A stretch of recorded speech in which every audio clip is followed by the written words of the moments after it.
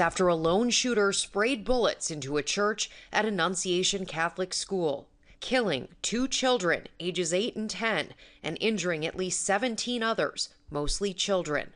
This worship service was marking the first week of school. The sheer cruelty and cowardice of firing into a church full of children is absolutely incomprehensible. 2 gunshot wounds, 2 patients with gunshot wounds to their head in front. There's also a critical patient in the rear of the church. Police say the suspect, armed with a rifle, shotgun, and pistol, approached the side of the church at the beginning of Mass just before 8:30 a.m. Wednesday. The shooter firing dozens of rounds through the stained glass windows. I heard something like really loud, like I thought it was fireworks in the church, and then I saw the shooting, and I was like, oh my gosh, I'm so scared. All we hear is pow, pow, pow, and my classmates some of my classmates thought it was confetti because they saw the glass from the stained glass windows flying. But right when I heard the shots, I knew I just needed to get down and try to keep everyone safe. Young survivors recounting the horror. 10-year-old Weston says his friend jumped on top of him, potentially saving his life. My friend got hit in the back, but I think now he's okay. It was right beside me. I was 2 seats away from the stained glass windows. I think I got gunpowder on my neck. Students say their teachers immediately leapt into action, sheltering them underneath pews and hiding them throughout the school.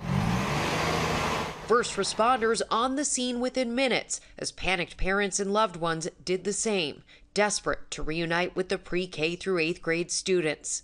Authorities say the shooter, identified as 23-year-old Robin Westman, born Robert Westman, died by a self-inflicted gunshot wound near the rear of the church. And we're learning the assailant had ties with the church. Police say they believe the shooter attended the school, and according to an online post from the church, the suspect's mother worked there as recently as 2021.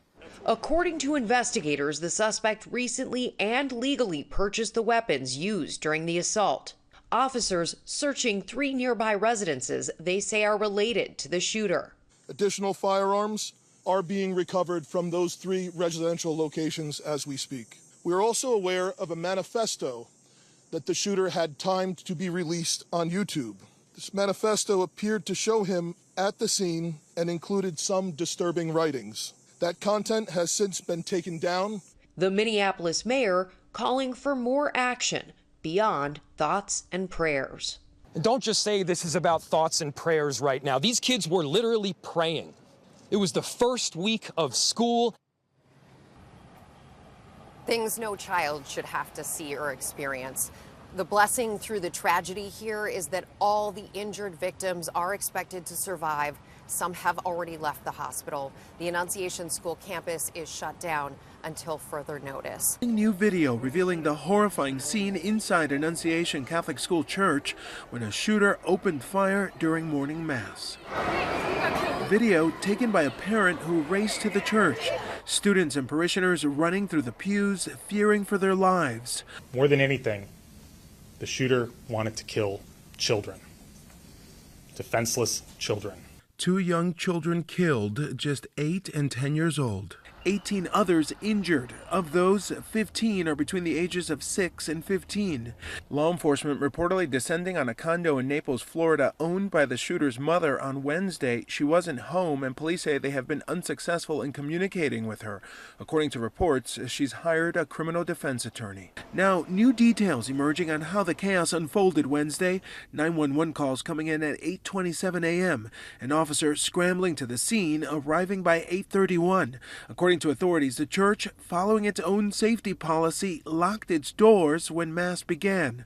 The shooter unleashing a hail of bullets from outside the building. Thankfully to the processes that the church had in place, all of the things that those kids, that the school staff did, clearly this could have been so much worse. And this morning, we're hearing from the heartbroken families of the 2 children killed. 10-year-old Harper Moisky survived by her parent and her little sister. Her family in a statement saying, "Our hearts are broken not only as parents, but also for Harper's sister, who adored her big sister and is grieving an unimaginable loss. As a family, we are shattered, and words cannot capture the depth of our pain." Also gunned down 8-year-old Fletcher Merkel. We will never be allowed to hold him, talk to him, play with him, and watch him grow into the wonderful young man he was on the path to becoming. Fletcher's dad, Jesse, emotional, speaking in front of the school, remembering his little boy.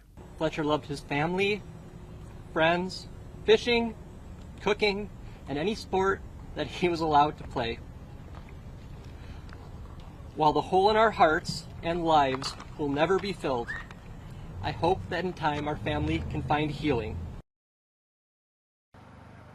Just such a tough time for these families, and the governor here says he plans to deploy law enforcement to schools and places of worship to help support public safety. Rebecca? A nightmare no family should ever have to experience, and we grieve along with them. We are so thankful for those heroes, and we appreciate your reporting on this, Alex. Thank you. Where are they? Where's the shooter? Where's the shooter? No one knows. Oh my gosh.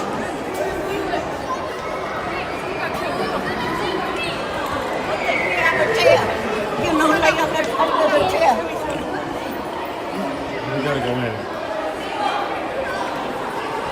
Oh my gosh.